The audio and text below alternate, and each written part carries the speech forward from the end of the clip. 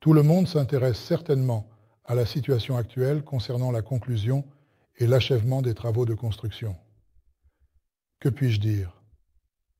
La conclusion n'est pas encore arrivée, mais nous travaillons actuellement, en cours. Comme on dit toujours, il n'y a pas d'argent, mais il faut tenir bon. Mais ce n'est pas comme ça. Nous étions pressés, eh bien, comme nous étions pressés. Nous avons fait tous les efforts possibles pour rédiger ce document et le recevoir avant le Nouvel An, car tout le monde comprenait parfaitement qu'après le Nouvel An, de nouvelles règles et exigences seraient introduites, eh bien, comme cela arrive toujours. Eh bien, tu avais raison. Par conséquent, ce qui a été fait, Gostrojnadzor a vérifié, fait des commentaires, et l'un des commentaires s'est avéré très... Je ne discuterai pas des raisons, mais c'est significatif, car cela concernait l'architecture, les solutions d'urbanisme, les modèles polygonaux. Et nous avons été obligés de réexaminer ce modèle, même s'il est encore à un stade précoce.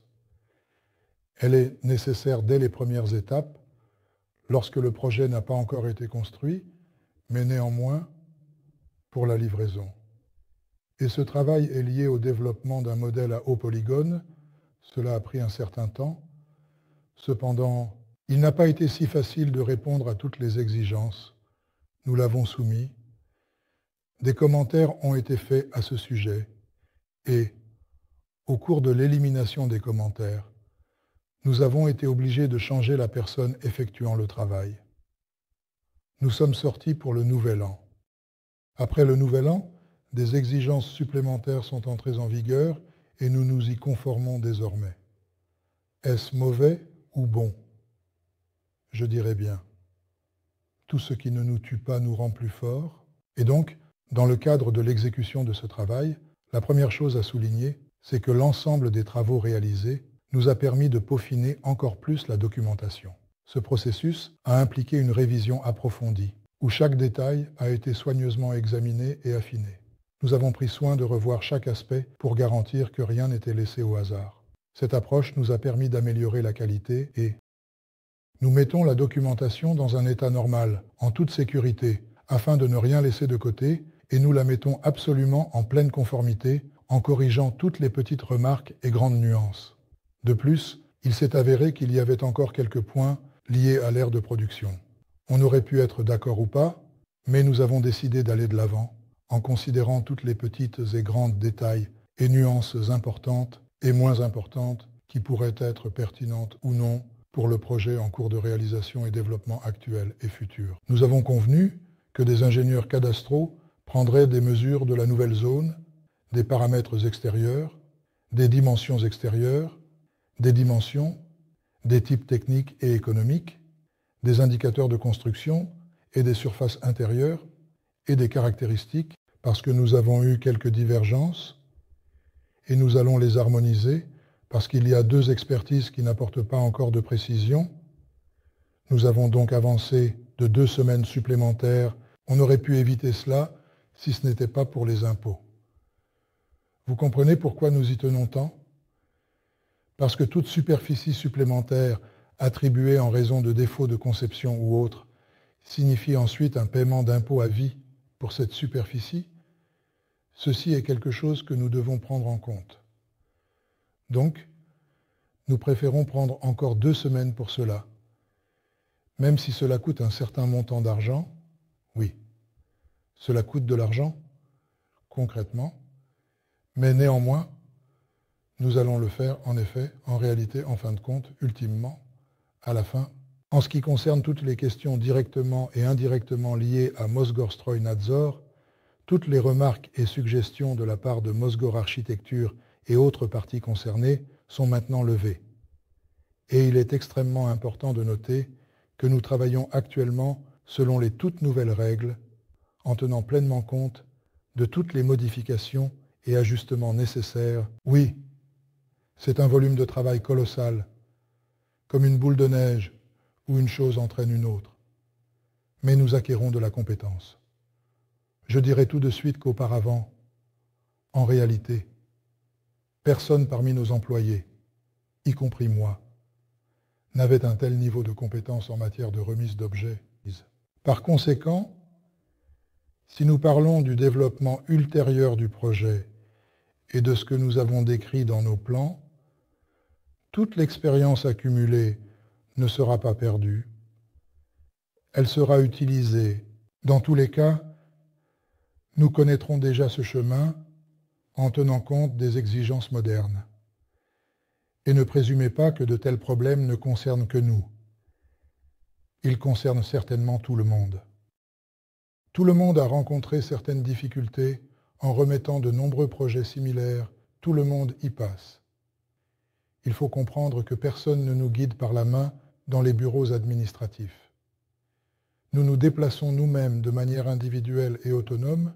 Oui, nous faisons des demandes, nous consultons, mais nous agissons en tant que citoyens respectueux des lois de la Fédération de Russie, en toute situation possible et imaginable, en pleine conformité avec la législation. Et nous ne demandons rien de plus que ce qu'ils exigent. Nous exécutons clairement toutes ces remarques, nous corrigeons et nous nous conformons aux prescriptions qui nous sont données. C'est pourquoi je demande à tous les participants au projet d'avoir un peu plus de patience. La question est actuellement en cours de résolution. Si l'on parle de l'état actuel et de la perception de l'achèvement de la construction à la fin de l'année, et maintenant ils sont de manière significative différents à ce stade, absolument, les relations entre les employés, la perception et la compréhension de la résolution des problèmes sont complètement différentes. Nous savons quoi faire, comment le faire, et nous le faisons. Les vidéos montraient clairement l'arrivée de la plateforme de transport massive en provenance directe de Chine avec un grand tampon, une machine à tamponner spécialisée pour l'acier électrotechnique. Les gars, nous avons enfin terminé l'étape cruciale avec cet équipement concernant la livraison réussie. L'étape a duré presque un an parce qu'en réalité, à la fin de l'année 23, presque tout était résolu. Puis en 24, des difficultés ont commencé avec les paiements et toutes les autres choses. En fait, ce n'était pas facile du tout. La technique devait arriver avant le Nouvel An. En raison du fait qu'un train, enfin, un camion à 6 essieux, est arrivé récemment, il était en dérapage. Vous avez vu l'état dans lequel il est arrivé. Oui, nous allons devoir nettoyer tout ça maintenant. Nous allons le faire. Nous allons y arriver. Mais ce qui est important, c'est qu'elle est ici. Et qu'est-ce que cela signifie? J'en ai déjà parlé dans le chat numéro 1. Il y a un certain nombre de technologies critiques pour la production en série, en particulier les meuleuses angulaires, les moteurs d'avion. Parce que l'équipement universel qui est déjà en place et fonctionne dans nos locaux nous permet de réaliser des prototypes de moteurs, de travailler sur les technologies, de peaufiner la conception et de mesurer les paramètres électriques. Mais le coût de cette activité, le prix de revient, est très sérieux. Car si nous traitons une pièce de moyeu d'hélice sur une machine CNC, l'ensemble est affûté pendant plus d'1 heure.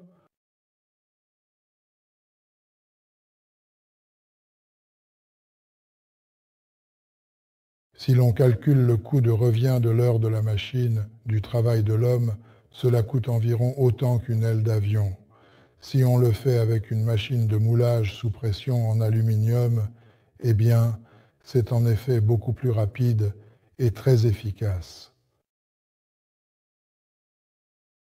Si nous prenons en compte le salaire des composants, y compris les coûts de main-d'œuvre et de gestion, et tout le reste, comme les frais généraux et les coûts indirects, on peut dire que le coût de revient total et final de la pièce de moyeu est le coût du matériau multiplié par 3, ce qui inclut les marges bénéficiaires et les taxes par rapport à la masse de la pièce brute. 2 ou 3, ce sont des centimes insignifiants, mais le prix du produit est complètement différent. Cette technologie permet donc de gagner de l'argent. Il est donc inutile de parler de production en série de produits sans disposer d'équipements tels qu'un équipement de moulage par injection, une machine thermoplastique, un équipement d'emboutissage. Oui, vous fabriquerez le produit, mais qui en a besoin à des prix astronomiques? Si, au stade initial, lorsque le projet a démarré, on parlait de développement puis de vente pour le client, aujourd'hui, les principaux composants pour la production en série des mêmes meuleuses d'angles, moteurs d'avion, etc., sont déjà sur place. Installation, mise en service, formation. Et un autre élément est l'équipement. Et donc, quand tu analyses la situation avec l'outillage disponible, approprié et nécessaire, tu dois bien comprendre que tu vas vendre ce produit parce que le coût de l'outillage essentiel et crucial pour fabriquer de telles pièces de manière aussi bon marché est élevé, comparable au coût de l'équipement, au coût. Et tu ne peux le commander que si tu es sûr que le produit se vendra. Parce que débourser 5 millions pour un moule de production d'un moyeu de moteur, 3 à 5 millions, avec 60 jours de fabrication en Chine, c'est beaucoup d'argent. Là-bas, c'est moins cher. Il faut comprendre que tu vas vendre ces moteurs.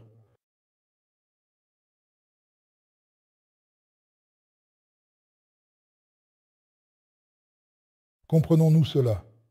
Y a-t-il une demande pour ça? Croyez-moi, il y en a. Avant de nous engager dans des dépenses, nous analysons bien sûr le marché. De quelle manière? De différentes manières, toutes les méthodes disponibles, par exemple. Nous nous intéressons même à l'étude de marché.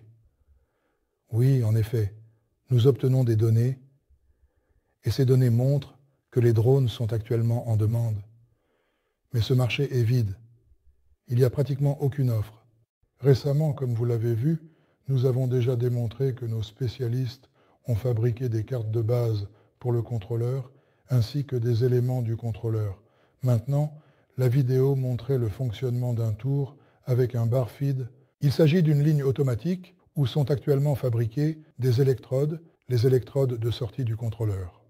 Si vous faites le calcul, c'est également bon marché. Bien que, lorsque la machine à tête d'arbre arrivera, bien sûr, il sera possible de l'utiliser pour les électrodes, ce sera moins cher là-bas, mais dans ce cas, on utilise des barres calibrées et un minimum de traitement mécanique. Le coût de revient de ces électrodes est très intéressant et acceptable. Et à chaque étape, pour chaque pièce, avant d'acheter de l'équipement ou de faire quoi que ce soit, il y a un calcul économique. Et maintenant, avec les producteurs, des programmes spéciaux sont élaborés qui prennent en compte tous les éléments de coût, l'amortissement, l'électricité, l'entretien des bâtiments et des installations. Tout est saisi là-dedans. On calcule le taux horaire de fonctionnement de la machine, l'équipement, les salaires, etc. Et on forme l'ensemble du coût de revient. Des fiches techniques sont également établies pour tout, parce que les moteurs sur Motelioc sont actuellement utilisés. Pratiquement tous les employés, ce que nous mettons en conformité avec tous les travaux qui ont été réalisés. Tout ce qui concerne les matériaux, tout cela est rassemblé et tous ces coûts sont calculés pour établir le coût de revient du développement. Cet développement qui concerne la meuleuse angulaire séparément, le moteur d'avion séparément, le contrôleur séparément. Et nous formons la partie des coûts que nous avons déjà engagés pour la création de ce développement. Nous commençons déjà à comprendre combien tout cela a coûté. Pourquoi cela est-il fait? Et cela se fait parce que tout développement a un prix. Si nous le vendons, c'est une option. La deuxième option, si nous le mettons en production pour nous, si nous le faisons pour nous, alors le développement s'amortit et par conséquent, grâce à l'amortissement de ce développement, nous réduisons la base imposable pour le calcul de l'impôt sur les bénéfices, ce qui est très avantageux pour les investisseurs. Mais le sens, c'est que nous devons en fait gagner de l'argent. Oui, nous avons encore beaucoup de travail à faire avec nos drones, super lourds, y compris leur légalisation et certification, Mais cela sera un autre travail, car ils seront de différentes classes destinés à l'agriculture, aux entreprises de transport, pour les minorités, et chacun aura ses propres caractéristiques de conception. L'essentiel, c'est l'entraînement. L'entraînement. Vous avez vu comment était le premier Motelioc et ce qui se fait maintenant. Dans le chat, nous avons partagé des informations. Il y a eu un amortissement introduit. Pourquoi? Nous avons testé tout ça. Nous avons frappé, vraiment bien frappé. Là-bas, nos ailes se pliaient, les pales s'envolaient. C'était un travail dur, très dur avec tout ça. Et sur la base de cette expérience, nous en sommes arrivés à la conclusion qu'il n'est pas possible de les fabriquer selon les mêmes schémas que ceux utilisés pour les standards. Parce que Baba Yaga, avec une capacité de charge de 30 kg, ce n'est pas du tout adapté, pas du tout pour cet appareil. Pour cela, il faut déjà des exigences complètement différentes, d'autres approches. On ne peut pas y mettre des roues comme sur le Mi-8 ou le K-52, car ici, il faut vraiment d'autres méthodes, et ces approches sont développées, formées. Même le fait que nous ayons maintenant complètement intégré le système de propulsion sur la console, y compris la batterie, c'est le résultat des tests, parce que lorsque nous avons tout déplacé vers la périphérie, nous n'avons pas besoin de faire un châssis aussi rigide. Le châssis est nécessaire principalement pour la charge utile. En ce qui concerne les charges d'impact, quand il atterrit comme ça, cela a aussi été pris en compte, amorti directement pour cela. C'est le concept. Oui, il y a encore des choses à peaufiner, parce que nous avons fabriqué des cadres de différentes conceptions, nous avons essayé, observé, et il est clair qu'il faut faire quelques ajustements. Oui, c'est clair, mais cela sera fait. Tout cela a été pris en compte. Maintenant, nous avons fait cela correctement au milieu, parce que c'est pratique pour nous d'y placer la charge en vrac, afin de ne pas avoir à suspendre en dessous. C'est pour les tests. Ensuite, tout cela sera direct. On peut déjà voir sur les photos où seront les suspensions, où les suspensions sont possibles. Différentes charges, selon différentes configurations. Tout cela est actuellement en cours de travail. Mais le plus important, collègues, c'est la production en série de machines électriques, la production en série de contrôleurs et le vol, sans compter la meuleuse angulaire et tout ça. En fait, dès que la formation de la section de production de disques et de meuleuse d'angle sera terminée, la question se posera d'autre part, l'élargissement de la production. Parce qu'une ou deux machines, une thermoplastique, une machine de coulée, ce n'est pas une production en série, c'est une production à petite échelle. Il faudra créer un sous-marché de production. Mais ce sera beaucoup plus facile à faire parce que, premièrement, nous savons déjà quel équipement il nous faut, nous connaissons les prix, nous savons d'où cela vient. La logistique est établie et avec des fonds appropriés, nous pouvons commander cet équipement dans la configuration nécessaire pour le volume requis. Deuxièmement, avec ces lignes qui seront créées, la société Sauvelmash peut en effet certainement devenir cofondatrice de la nouvelle entreprise Spetsovmash dans l'intérêt de tous les investisseurs. Et ainsi, les investisseurs de la première étape et de la dernière en tireront profit de manière significative. Pourquoi pas? Pourquoi pas? Et cela multiplie tout. C'est réel? C'est réel. Cela devient déjà une réalité, les gars. Donc, nous devons mener à bien ce projet et respecter tous les engagements qui y sont liés et le mettre en marche. Et nous avons déjà établi et continuons à établir les conditions de base pour l'expansion de certaines nouvelles productions. En fin de compte, que va faire l'entreprise? Développer des projets de 50 millions de dollars ou des moteurs pour drones? Avant, vous ne parliez que de projets. Et maintenant, il n'en est plus question. Vous avez tort parce que j'ai justement expliqué aujourd'hui comment se forme le coût d'un projet. Au tout début, j'ai dit, nous formons le coût du projet, le coût de revient, à quel prix nous serons prêts à vendre, nous allons négocier. Et rappelez-vous, j'ai dit ce que signifie un projet. Ce ne sont pas des papiers et des dessins, c'est une ligne capable de produire un produit. Nous vendons au client un bouton, il appuie, le produit sort. Que signifie le bouton? Cela signifie développement, technologie, équipement, formation. Tout cela ensemble, c'est ça la technologie qui se vend. Nous n'avons pas fait le développement, nous l'avons fait, nous sommes bien prêts à la vendre. Facile, mais plus tard. Plus tard, la personne doit montrer. Appuyez sur le bouton, il l'a reçu. Cela coûte cher que vous le vendez au prix que vous voulez. Je me demande s'il y a une demande pour le développement, pour la mise en place de la production et la création d'usines, ou si l'intérêt se porte uniquement sur l'acquisition de produits finis.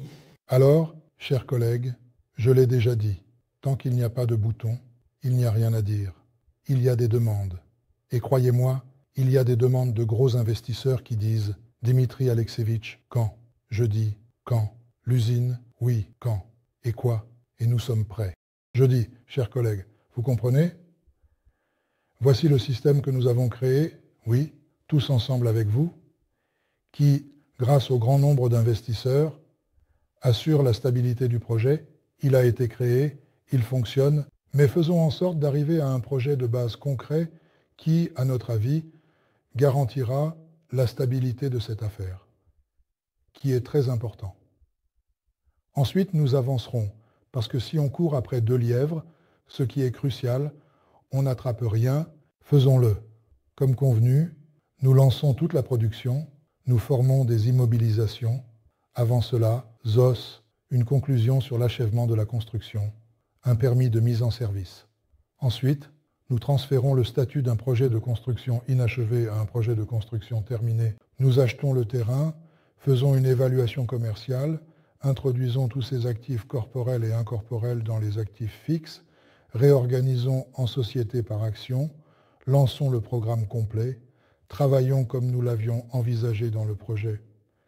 Nous continuons à prendre d'autres mesures, car après cela, nous devrons transférer des actions en actions. Nous réaliserons tout cela et avancerons.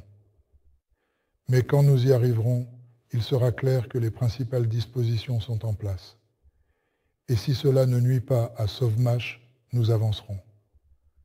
Parce que j'ai déjà dit que je travaille sur les documents, ce n'est pas seulement une charte, c'est aussi un plan d'affaires et d'économie. Tout cela est très calculé. Mais l'économie ne doit pas être construite sur les mêmes hypothèses que celles qui existaient avant, lorsque nous avons lancé ce projet, mais sur des données réelles, parce que, disons, je peux déjà calculer la production en me basant sur les chiffres que nous avons au service comptabilité, et en termes d'équipement, et en termes de tout, en tenant compte de l'inflation, en tenant compte des coûts, mais aussi en tenant compte des baisses de prix.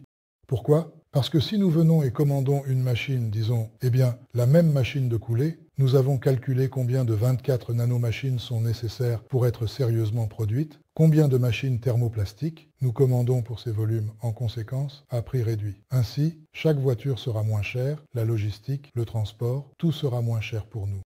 Mais ce sera alors une usine capable de répondre à une demande telle que cela sera sérieux, parce que 100, 200, 300 drones, ce n'est pas un problème.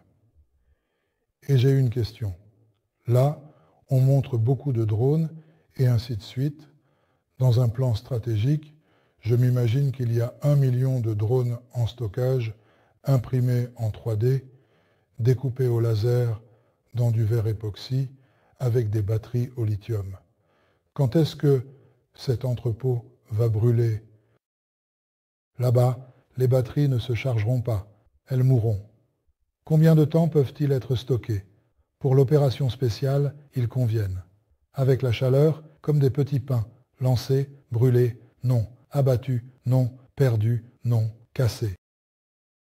Ça marche. Et à long terme, à quoi cela va-t-il certainement ressembler ? Pouvez-vous m'expliquer, s'il vous plaît, de manière plus détaillée ? Je ne vois pas comment, par exemple, peut-être. Également intéressé par quel produit sera le premier à être mis en production. Une compétition est en cours actuellement. Contrôleur, moteur de la meuleuse, au fur et à mesure de la livraison de l'équipement. En ce moment, j'attends avec impatience un équipement qui doit arriver. Pourquoi ? Parce que je vais pouvoir le connecter rapidement. Les gars, ce n'est pas moi qui vais le faire, ils vont le connecter. Je vais mettre un tablier et commencer à couler le rotor. Mais avant cela, je vais préparer une soupe. Eh bien, c'est pour dire. Qu'est-ce que c'est la soupe ? C'est du métal fondu.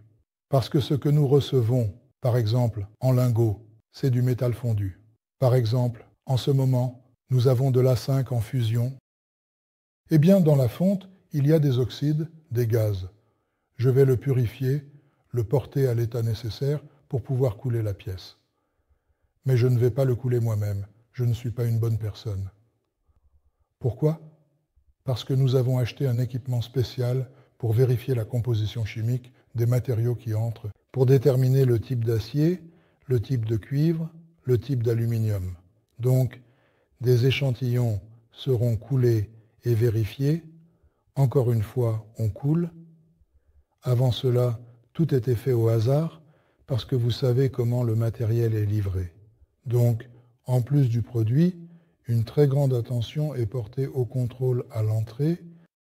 De plus, nous sommes en train de former un secteur au sein du département de contrôle technique.